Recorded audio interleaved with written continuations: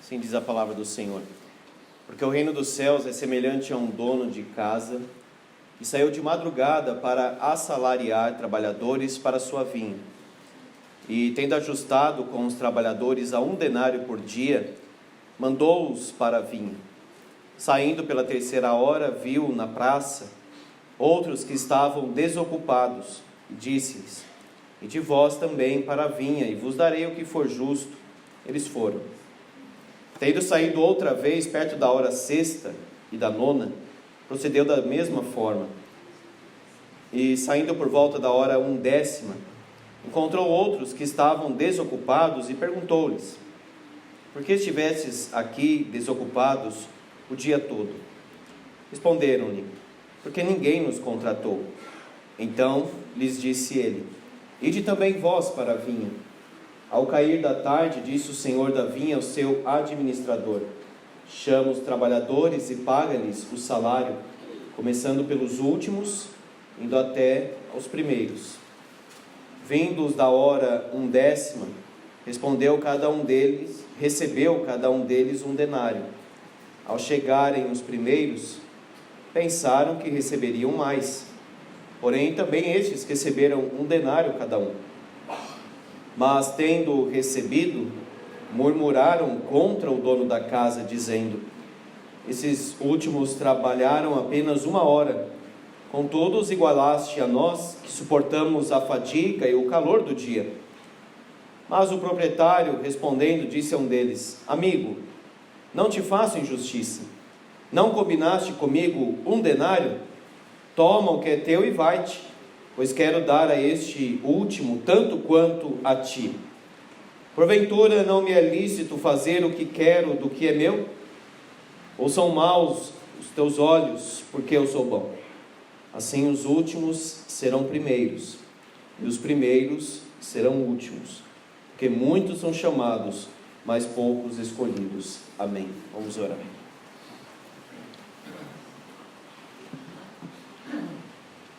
Senhor, dá-nos a verdadeira instrução da Tua Palavra, o sentido e significado mais profundo do texto, Pai, que é espiritual, e essa verdade se discerne espiritualmente. Por isso nós rogamos ao Pai que o Senhor nos dê olhos para ver, ouvidos para ouvir, coração para sentir, abraçar e receber a Tua verdade santa. Desperta-nos, Senhor, para o trabalho, para a gratidão, para o bom senso, para a humildade diante de Ti, em nome de Jesus. Amém. Meus irmãos, muitas pessoas usam textos da Bíblia, às vezes nem sabem que são textos da Bíblia, mas é comum até os crentes usarem versos assim de uma forma aleatória na própria vida. Eu já vi algumas vezes uma pessoa que está em último lugar, seja numa fila ou em qualquer coisa nesse sentido, e ela soltar uma dessa, né? Os últimos serão os primeiros serão os últimos. Ou seja, a pessoa tira a frase do contexto em que ela se encontra e usa na própria vida do jeito que quiser e certamente do jeito que for mais favorável. É comum também a pessoa que tem um emprego mais simples, que não ganha lá tanto, dizer assim: não, mas vai chegar minha hora, eu vou subir na empresa, eu vou ganhar muito, porque os últimos serão os primeiros. Isso não tem nada a ver com o sentido original das palavras do Senhor Jesus. Então nós temos que ter muito cuidado, meus irmãos, para não abusarmos dessa forma da Bíblia Sagrada, mas entendermos o propósito do texto e do verso em que ele se encontra. Muitas vezes também, essa segunda parte, muitos são chamados, mas poucos escolhidos, é uma desculpa para uma igreja sem vida. Quando a igreja não está alcançando almas, não está crescendo no discipulado, uma igreja estéril, então ela usa como uma desculpa. Muitos são chamados, mas poucos escolhidos. Pode ser até um sinal de soberba isso. Então vamos entender exatamente o contexto no qual Jesus disse essas palavras. Nós temos aqui o contexto dos trabalhadores. O dono da casa, e nessa casa tinha uma vinha, e a praça, onde estavam lá os trabalhadores. Era comum naquela época as pessoas não terem um emprego, digamos assim, fixo, como é nos nossos dias. Então a pessoa, ela trabalhava assim diariamente, ela era contratada por aquele dia. É o chamado jornaleiro no Antigo Testamento. Não poderia atrasar o salário dessa pessoa, porque ela poderia ficar ali numa situação muito desfavorável, sem capa e sem pão, diz o Antigo Testamento. Então, este homem saiu de madrugada para assalariar trabalhadores. É uma linguagem para dizer o seguinte: contratar. Contratar. Foi então até a praça, os homens foram até a vinha, trabalharam e depois tiveram seu pagamento. O primeiro grupo, lá no comecinho do dia, combinou com esse dono da casa que eles receberiam 1 denário. O denário era o preço justo de um trabalhador diário, braçal especialmente, receber 1 denário. E aí ele foi contratando, a primeira hora 6 da manhã, então a terceira hora 9 da manhã, e ele foi indo durante o dia, esse dono da casa, pegando mais trabalhadores. O último grupo trabalhou apenas 1 hora e recebeu também 1 denário. Os primeiros reclamaram então para o dono da casa. A pior coisa nessa história, digamos assim, o ponto-chave é questionar ao dono da casa por que ele fez o que fez. Ele mesmo fala isso: não me é lícito fazer o que quero do que é meu. Mas eles estavam julgando o dono da casa, eles estavam comparando a sua própria vida com a do outro, sendo que eles receberam de acordo com o combinado. Esse dono da casa certamente ilustra o Deus da graça, e a vinha, como nós lemos em Isaías 5 e no Salmo 80, e em outros textos do Antigo Testamento também, a vinha simboliza Israel. Hoje, certamente, alguém receber um salário menor, mesmo trabalhando mais horas, isso já é um caos nos nossos dias. Mas naquela época, nós temos que nos desprender desta época, em que o salário é dado de acordo com as horas, de acordo com o trabalho específico, mas naquela época, era este contrato entre o Senhor e o trabalhador. Ele não ia no sindicato, ele não ia reclamar para alguém, ele não ia buscar recurso, porque o combinado era entre o Senhor e o trabalhador. Se algo fosse injusto, ia perante os juízes da cidade. Mas não há nenhuma injustiça aqui. O que existe é a graça e a bondade. O que incomodou os primeiros trabalhadores. Então hoje nós vamos dividir esse texto de uma forma simples, em dois sentidos, 2 partes. Primeiro, o que não compete ao homem e o que compete ao homem. O que não compete ao homem: primeiro, desaprovar o reino dos céus. Veja o verso 1: porque o reino dos céus é semelhante. É semelhante. E como o dono da casa foi bondoso, ele diz aqui: são maus os teus olhos, porque eu sou bom. Como ele foi bondoso, isso não agradava quem? Os fariseus. Porque o farisaísmo era a religião do mérito. E a linguagem de nós trabalhamos mais é do fariseu. Nós fizemos mais. Nós merecemos mais. Essa é a linguagem do fariseu, que na verdade não agrada a Deus. Cheios de autogratificação, de mérito próprio. Essa palavra também foi dirigida para os saduceus, que eles tinham ganância, eles queriam poder, eles queriam dinheiro. E essa parábola também foi dita para os discípulos, para colocarem o coração no lugar certo. e observarem, não se esquecerem de que tudo é mediante a graça e a obra de Deus no reino dos céus. O reino dos céus é semelhante. Há alguns escritos dos mestres judaicos que usam uma parábola muito semelhante a essa aqui do Senhor Jesus. Mas não, o desfecho é diferente. Porque na parábola que os mestres judaicos contavam, aqueles que começaram lá no início do dia, já no comecinho, eles ganhavam mais, sim. Eles ganhavam mais. Então Jesus ele está dizendo, olha, no reino de Deus tudo é pela graça. E Deus é favorável, e Deus abre as suas bênçãos a todos. Jesus estava ensinando também os seus discípulos. Segundo, não compete ao homem questionar os caminhos de Deus. Como as pessoas questionam os caminhos de Deus? Jeremias mesmo diz, se alguém quer se queixar, se queixe dos próprios pecados. O mundo está toda essa desordem, essa confusão por nossa causa. E é muito fácil dizer assim, mas por que Deus deixa dessa forma? É muito fácil jogar assim, digamos, a responsabilidade para Deus, quando a responsabilidade é nossa. Veja o que diz o versículo 11. Tendo recebido, veja, eles receberam o pagamento.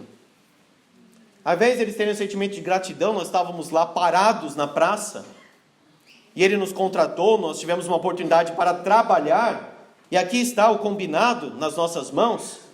Tendo recebido, murmuravam contra o dono da casa.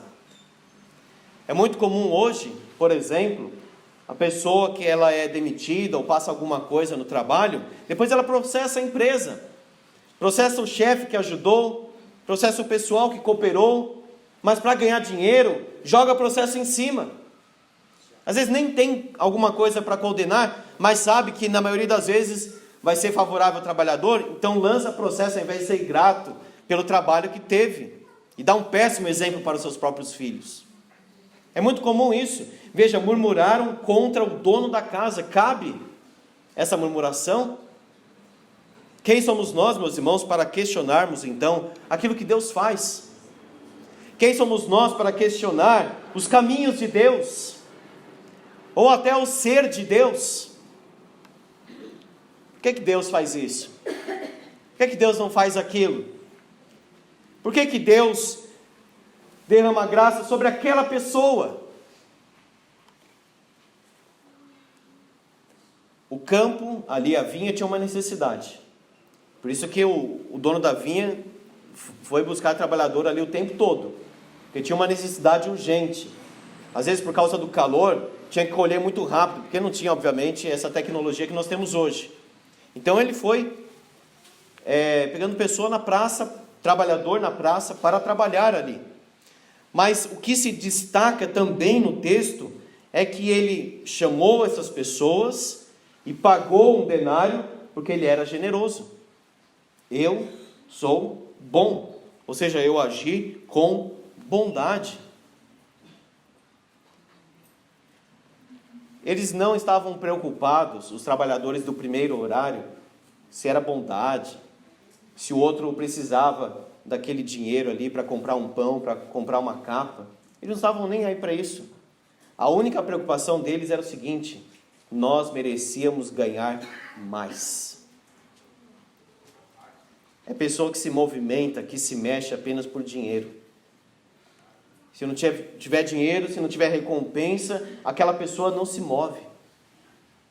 Já percebeu como parece que a economia é o que movimenta as pessoas e não uma visão maior da vocação de Deus, da criação de Deus e do avanço?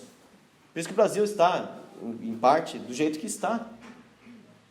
Que precisa pagar sempre para alguma coisa acontecer de valor.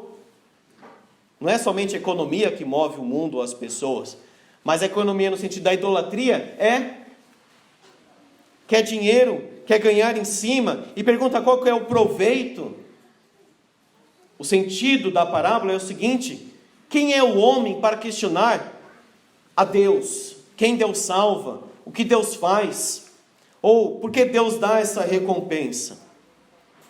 Terceiro, não compete ao homem também comparar do seu trabalho com outros. Como isso é comum também.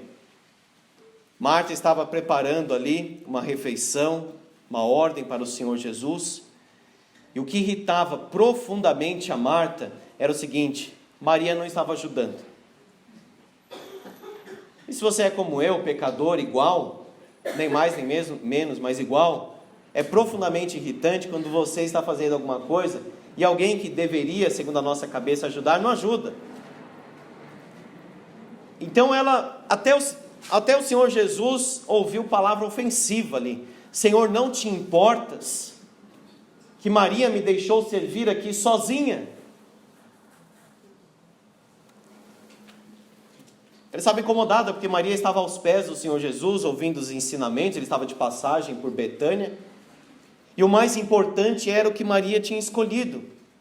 Mas Marta, diz o texto lá, estava ansiosa. A palavra lá, inquieta, é a mesma palavra que Jesus usou em Mateus capítulo 6 para não andar ansioso. É a mesma palavra: inquietude, agitação. Marta, Marta, andas inquietas e te preocupas com muitas coisas, mas somente uma era necessária. Mas por que ela estava profundamente irritada?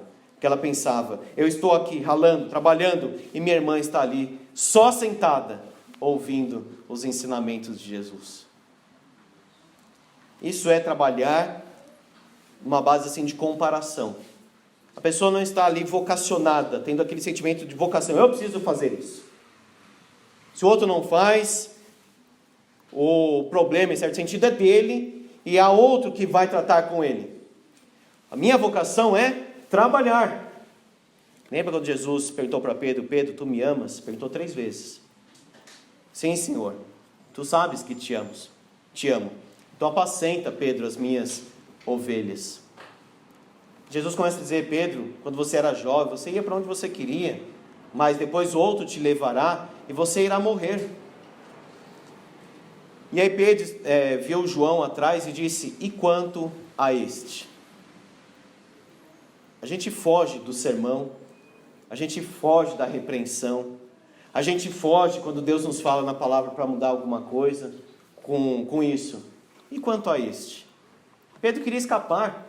E João, Jesus? E quanto a este? Jesus disse: se eu quiser que ele permaneça até que eu venha, que te importa? Quanto a ti, segue-me. Ou seja, Pedro, eu estou falando com você, não estou falando com João. Pedro, quem está com um problema aqui nessa história, neste momento que eu estou tratando, é você. Não estou falando de João, estou falando de você, Pedro. Quanto a ti, segue-me. Paulo diz em Efésios capítulo 6, verso 6, para nós não servirmos como à vista. Sabe o que é servir como à vista? Só faz se estiver alguém olhando. Percebendo a presença de alguém, percebendo ou querendo a aprovação de alguém, aí faz direitinho. Aí trabalha, à vista. A pessoa deveria trabalhar porque ela está diante dos olhos de Deus, e não do seu chefe somente. E não de alguém. Deus deu um trabalho para você, seja qual for. Ser pai, ser mãe, ser professor, ser pastor, ser presbítero, ser diácono na igreja, na sociedade, no mundo, seja onde for. Faça até onde for possível trabalhar. Deus chamou, e todos nessa parábola trabalharam na medida que puderam. O que trabalhou mais horas, ele não é mais valorizado do que aquele que trabalhou apenas 1 hora. Quem sabe a intensidade do arrependimento daquele ladrão na cruz foi tão grande, foi tão profunda, e o galardão dele vai ser enorme nos céus. Nós não podemos avaliar as coisas nessa forma humana, como esses trabalhadores do primeiro horário fizeram. Porque veja como que eles colocaram a questão. Verso 12: estes últimos trabalharam apenas 1 hora. Contudo, os igualaste a nós, que suportamos a fadiga e o calor do dia. Como o homem gosta de falar que ele fez mais, não é? Todo mundo sofreu mais que o outro. Todo mundo trabalhou mais, todo mundo estudou mais. E às vezes até você vê duas conversas assim, alguém contando as dificuldades e tudo, o outro só vai falar em cima para ficar por cima do outro. Depois de tudo, nós suportamos a fadiga e o calor do dia, mas não era este o combinado? Calor do dia aqui se refere àquele vento que até machucava algumas pessoas, de tão forte. Mas veja que aqui há uma descrição do homem. Ele quer falar que ele trabalha, ele quer falar que ele merece mais. Ele quer questionar aquilo que Deus faz, aquilo que Deus dá, aquilo que Deus oferece. Isto não compete ao homem. Agora então, o que compete ao homem? Primeiro, agradecer a oportunidade do trabalho. Eu sei que há muitas questões aqui envolvidas no nosso país, quando nós falamos dessa questão de oportunidade do trabalho. Mas eu estou falando, isolando até qualquer circunstância social do nosso país, e pensando no trabalho como Gênesis 1 e 2 coloca. É uma bênção. Dignifica o homem. Isso até os filósofos do mundo sempre falaram. O trabalho dignifica o homem. Trabalho não em termos de registro, salário somente, mas de produção, de avanço, de serviço, de cooperação. Os antigos calvinistas, puritanos, eles avançavam a economia por onde eles passavam, por causa da vocação do trabalho, do sentimento de gratidão em trabalhar. Muitas cidades dos Estados Unidos fundadas pelos puritanos, por isso que tem nome bíblico aquelas cidades. É um avanço, é uma prosperidade até hoje. Porque agradeceram a oportunidade de trabalhar. Você adolescente, não caia no ócio. Trabalhe. Estude, faça alguma coisa. Cada vez mais o ócio parece ser maior, e cada vez mais parece que trabalhar é sempre um peso. Você pede alguma coisa, parece que a pessoa faz com um esforço enorme aquilo até sair, murmurando e reclamando e indignado. Se o professor mandar ler um livro, a primeira pergunta é: quantas páginas tem o livro? A segunda, tem filme do livro? Tem resumo do livro? Porque é um fardo ler o livro. Que tristeza. Que tristeza. Nós deveríamos estudar muito e trabalhar muito, ainda mais no contexto aqui espiritualmente falando, para Deus. Tem dificuldade? Tem. Tem luta? É claro que tem. Mas veja, o Senhor foi um encontro. Isso é interessante porque normalmente o dono da casa não ia buscar os trabalhadores. Este aqui foi até a praça. Chamou esses trabalhadores e colocou na vinha para trabalhar. Ao invés de considerar isso um privilégio, ele me chamou. Ele tem uma recompensa reservada para mim. Ficou ali comparando. É interessante que o dono da casa poderia pagar os primeiros trabalhadores, o primeiro horário, e dispensar. E ocultamente entregar o mesmo valor para os que chegaram depois. Mas, para que servisse ao propósito maior da parábola, ele começou a pagar primeiro os últimos. E aí foi subindo, até chegar nos primeiros. E eles não gostaram. Não trabalhe, então, na igreja, como se isso fosse um peso, fosse um fardo. Pelo contrário, agradeça a oportunidade de trabalhar. Segundo, trabalhe também o tanto que for necessário, com todas as suas forças. É isso que compete ao homem. Alguns receberam trabalhos mais duros que outros. Veja, eles falaram: suportamos a fadiga e o calor do dia. Sim, qual o problema? O que tem de mais nisso? O que é diferente do combinado? Portanto, quem deseja trabalhar na igreja, quem deseja trabalhar e produzir, não deve considerar as coisas difíceis como se fossem assim, extraordinárias. Algo fora do comum, não sabia que era tão difícil. Sim, é muito difícil. É pesado. Mas quando você pensa o que o Salvador fez por você, é nada, é menos que nada. E será um privilégio servir com sacrifício o Senhor. Porque quando os apóstolos foram açoitados, diz o texto bíblico, que eles saíram alegres, que eles não se consideravam dignos de sofrer desta forma pelo Senhor Jesus. Sabe qual é a maior honra de servir? A maior honra do servo é servir. A honra de servir é a maior recompensa daquele que serve. Aquele que tem prazer em Deus, aquele que tem gratidão a Deus, ele vai se consagrar à obra, ele vai se consagrar ao trabalho. Mas o próprio ato do serviço para ele já vai ser uma recompensa.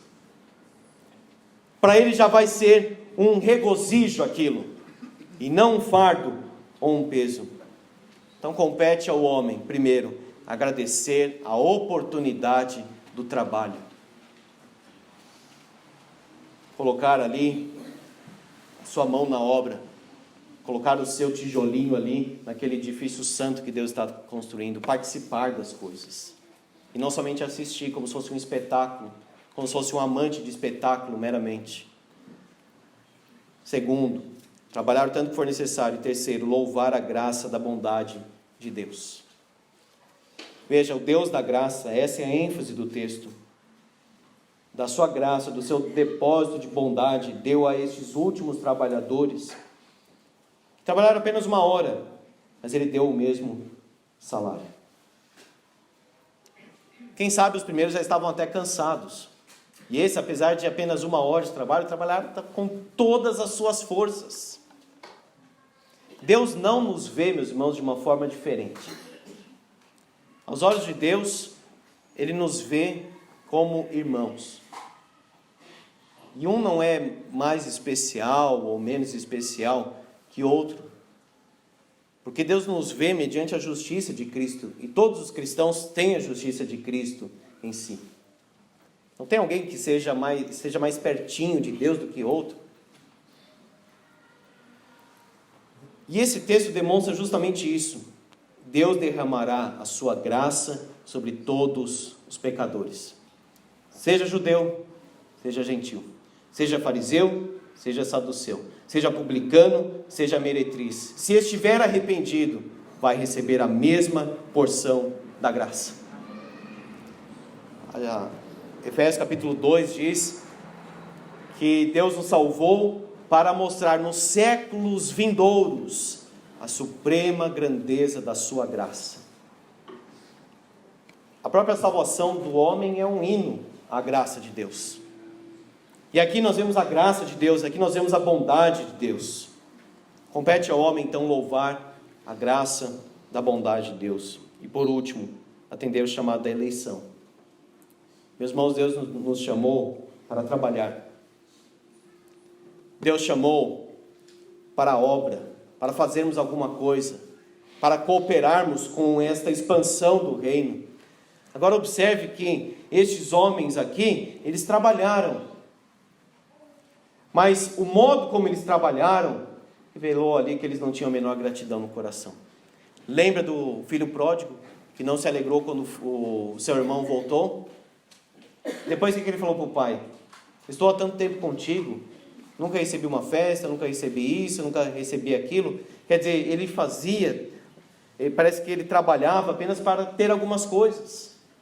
E quando o irmão voltou, ele não conseguiu se alegrar, porque era egoísta, porque era mimado, e queria receber o mesmo que o irmão perdido recebeu. E essa parábola está dentro daquele conjunto em que Jesus se sentava com publicanos e pecadores.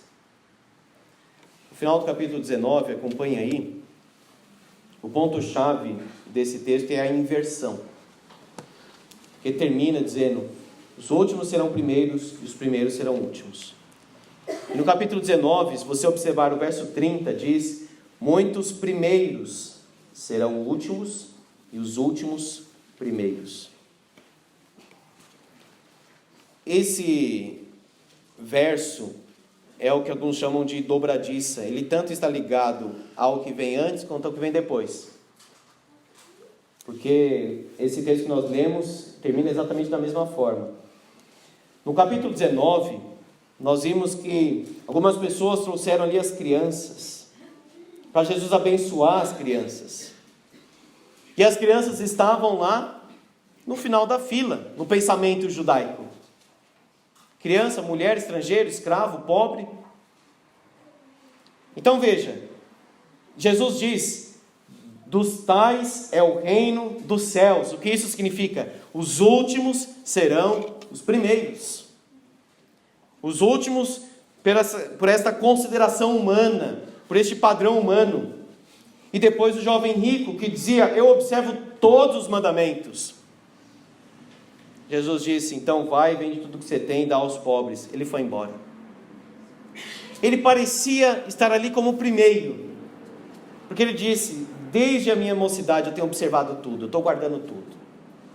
A minha lista ali está perfeito. Jesus sabia que não estava. Ele era considerado o primeiro, mas ele ficou por último, porque ele estava completamente perdido. E estes que trabalharam aí, lá no primeiro horário, suportando a fadiga, o calor do dia, na verdade, eles não trabalharam por amor, eles trabalhavam por dinheiro, por ganância, por impulso idólatra.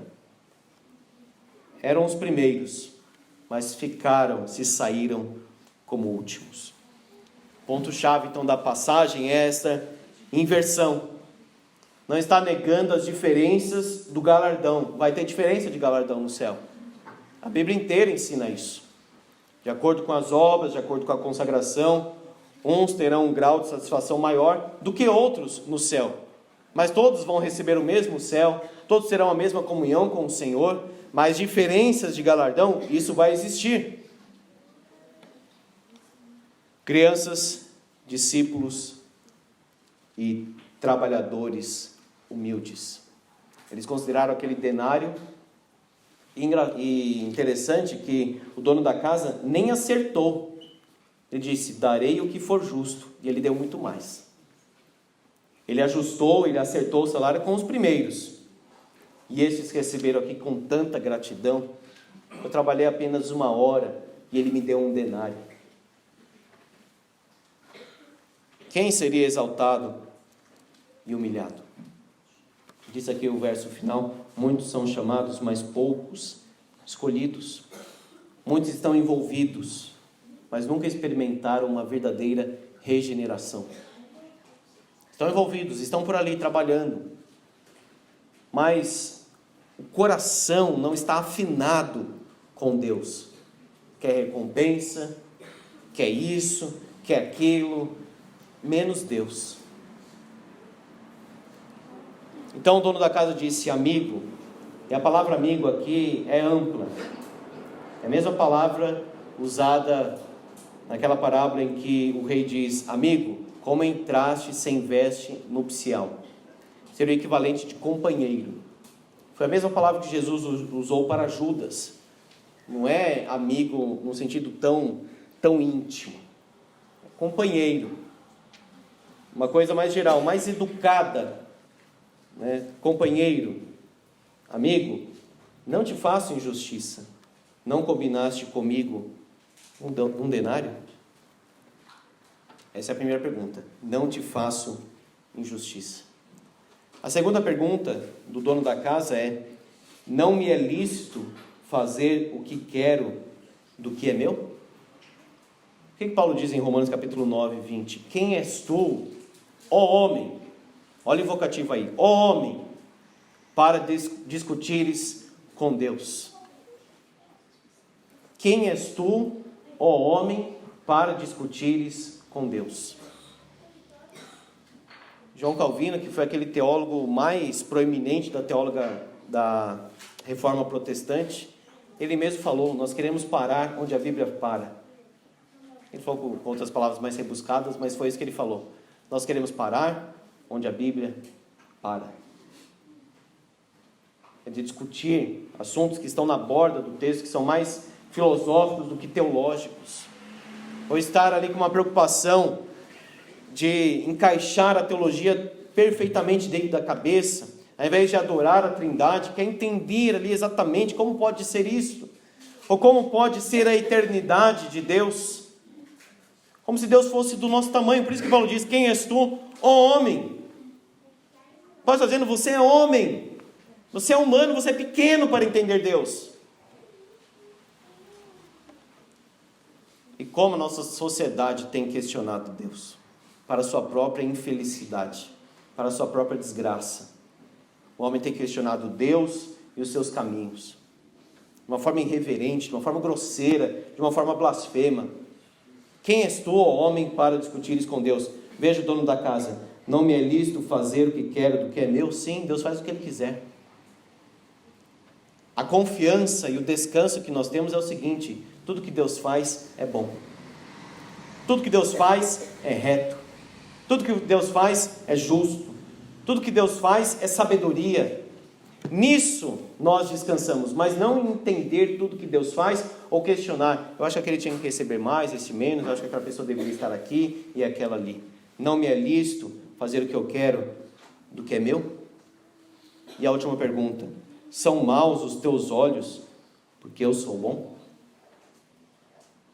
Que Deus nos ajude, meus irmãos, a sermos trabalhadores e que nós possamos fazer aquilo que nos compete. Que nós tenhamos alegria em servir o Senhor. Mais horas, menos horas, não importa, aquilo que Deus colocar nas nossas mãos. Amém. Vamos orar.